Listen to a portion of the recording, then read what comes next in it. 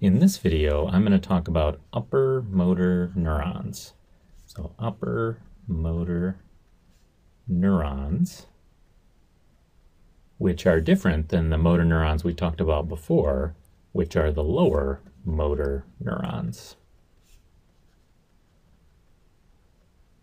Now, when we talked about the lower motor neurons, we talked about how they have their somas either in the brainstem or in the spinal cord, and how they send axons out through nerves in the peripheral nervous system to synapse on and control skeletal muscle cells, to tell those skeletal muscle cells when to contract. And we talked about that the lower motor neurons that pass through spinal nerves primarily control muscles of the limbs and the trunk, and lower motor neurons that pass through cranial nerves primarily control the skeletal muscles of the head and the neck. But now we're going to talk about the upper motor neurons, because it turns out that while the lower motor neurons are controlling the skeletal muscle cells and telling them when to contract, upper motor neurons are the ones that are controlling the lower motor neurons and controlling their activity. The somas of the upper motor neurons are found mainly up in the cerebral cortex, way up here in the brain on that outside surface of the cerebrum. And their axons descend down to synapse on lower motor neurons in the brainstem or in the spinal cord. And so information flows from up here, mainly in the cerebral cortex, down these axons to the lower motor neuron somas, and then out the axons of the lower motor neurons to actually reach the skeletal muscle cells to determine when they'll contract. And we can divide up the upper motor neurons into some different pathways or tracts, depending on if they go all the way down into the spinal cord to synapse on lower motor neurons, or if they go a shorter distance to the brainstem to synapse on lower motor neurons. So first, let's look at these longer upper motor neurons that send axons all the way down into the spinal cord. So let's take the brain and the spinal cord here, and I've got a little larger illustration of that. So here we have the cerebrum up top. Here is the brain stem, and behind it is the cerebellum. And then beneath it is the spinal cord. But first, let's think about a lower motor neuron here in the higher part of the spinal cord on the left side, because we're looking at the front here. So this would be the left side. And the lower motor neuron will have its soma inside the spinal cord, and then it'll send its axon out through spinal nerves and the smaller branches that it branches into until it synapses in some muscle that it's going to control some of the skeletal muscle cells in that muscle. The upper motor neuron that's going to control this lower motor neuron is going to start somewhere way up in the cerebral cortex here, in that layer of gray matter on the outside of the cerebrum, and its axon is going to kind of travel down through the deep white matter of the cerebrum, and then it's going to travel down through the brain stem, through the midbrain, then the pons, then the medulla, and then at this point, where the brainstem meets the spinal cord, at the bottom of the medulla, most of these axons are going to cross over to the other side, and then they're going to travel down the other side of the spinal cord until they reach this lower motor neuron to synapse on it and control it. So this pathway, this collection of axons that are upper motor neurons traveling from the cerebral cortex to lower motor neurons in the spinal cord, we call this the corticospinal tract. Let me write that out. Cortico, which means it starts in the cerebral cortex, and then spinal, which means that it ends in the spinal cord. So it's going from cerebral cortex to spinal cord, so we call it the corticospinal tract. And a tract is a collection of axons traveling together through the central nervous system. Now, because most of the axons that make up the corticospinal tract travel down one side of the brain and then cross over to travel down the other side of the body, what we see is that if there's dysfunction of these axons of the corticospinal tract on one side of the spinal cord, we usually get weakness of muscles on that same side. But if we see dysfunction of the corticospinal tract on the other side of the brain, either up here in the cerebral hemisphere on this side or on the brainstem on this side, we usually see weakness on the other side of the body, so that the right side of the brain controls the left side of the body in terms of controlling the skeletal muscles, for the most part. Things get a little more complicated for the lower motor neurons in the brainstem. So let me just draw one lower motor neuron over here on the left side, and it's going to send an axon through a cranial nerve to a skeletal muscle in the head or the neck. And let me actually draw it the same kind of thing on the other side, sending lower motor neuron axons through the same cranial nerve to the other side to a muscle on the other side of the head or the neck. There are going to be different upper motor neuron somas up here in the cerebral cortex, and many of these are going to send an axon down in a similar way as the corticospinal tract, and similarly they're going to cross over and innervate these lower motor neurons on the other side of the brainstem. However, for lots of these lower motor neurons that pass through cranial nerves, what we actually see is that there's often also upper motor neuron axons that come down and innervate lower motor neurons on the same side. So instead of having most of the upper motor neuron axons cross from one side over to the other side, like we see with the corticospinal tract, for a lot of these lower motor neurons that control muscles of the head and neck, we see that one side of the cerebral cortex often sends upper motor neurons to both sides of the brainstem. So we give this tract carrying the upper motor neuron axons to lower motor neurons in the brainstem a different name than the corticospinal tract, because we're not going to the spinal cord. We're still starting at the cerebral cortex, so we call this pathway, it starts with cortico as well, cortico, but instead of going to the spinal cord, we're going to the brainstem. And it would make sense to call this the cortico-brainstem tract, but instead it's got an older name for the brainstem, which was the bulb. So we call it the cortical bulbar tract.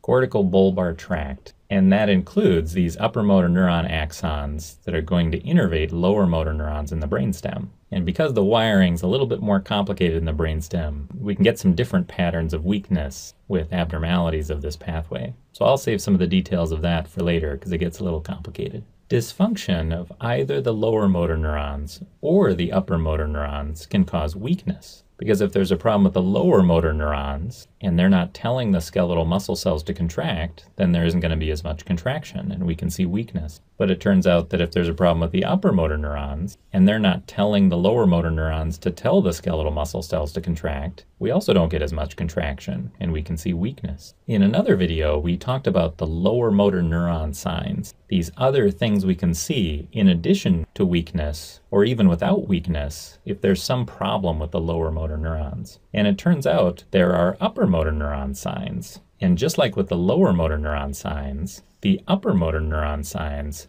can occur with weakness or even without weakness if there's abnormalities of these upper motor neurons. And this can help us understand if a patient has weakness, whether the problem is in the lower motor neurons or in the upper motor neurons. The first of these upper motor neuron signs we call hyperreflexia. Let me just write that out. Hyperreflexia.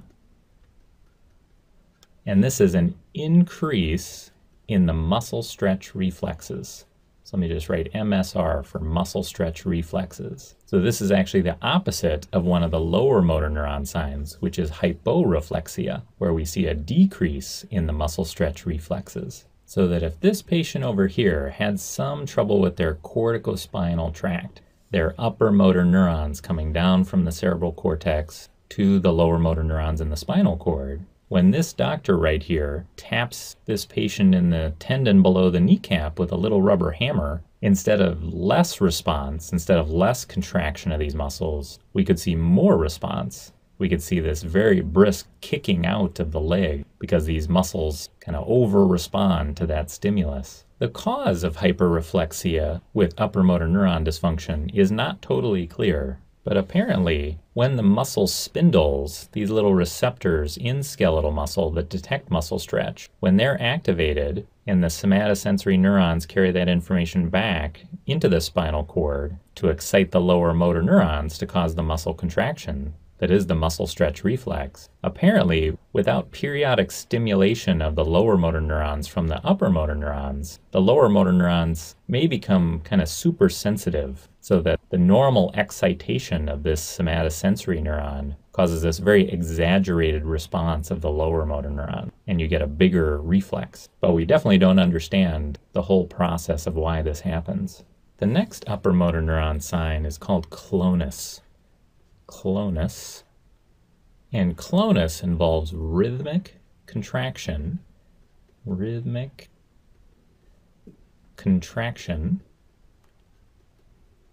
of antagonist muscles. Antagonist muscles. And those are muscles that have the opposite effect on a joint. So for example, on this patient here, and on you, there are muscles in the front of the shin that cause you to pull your toe up like that, pull your foot up. And there are muscles in the back part of the leg here that cause you to push your foot down, like you're pushing on a gas pedal. We call those antagonist muscles because they cause the opposite movement. And what we see with upper motor neuron dysfunction is that if this doctor were to grab this patient's foot and rapidly pull it upward, the foot may go into this involuntary movement where it starts coming up and down and up and down and up and down. And we call that clonus. And the cause of clonus is probably just hyperreflexia, because if the doctor here rapidly pulls up on the foot, there's stretching of these muscles in the back of the leg here, and that can activate the muscle stretch reflex, causing these muscles to contract, which then makes the foot go down, and that can actually stretch the muscles on the front of the leg here, triggering their muscle stretch reflex, and then the foot comes up. And basically each time the foot goes the other direction, it stretches the muscles on the other side, so that the muscle stretch reflexes of the antagonist muscles are triggering each other. The next upper motor neuron sign we call hypertonia. Hypertonia. And hypertonia means increased tone of skeletal muscles. And this is another one that's an opposite of one of the lower motor neuron signs, where we can see hypotonia. We can see decreased tone of skeletal muscles. And we really don't understand why we see an increased tone of skeletal muscles when there's upper motor neuron dysfunction. One possibility is that it's related to the hyperreflexia, that if this doctor takes this patient's leg and tells them to try to relax it as best they can, and they start moving that leg around, it gives more resistance. It isn't as relaxed as it normally would be. And that might be because the pulling on the muscles stretches them and activates the muscle stretch reflex. But we're not totally sure about this. And the last upper motor neuron sign has a long name. It's called the extensor plantar, which just refers to the foot, the bottom of the foot. Extensor plantar response.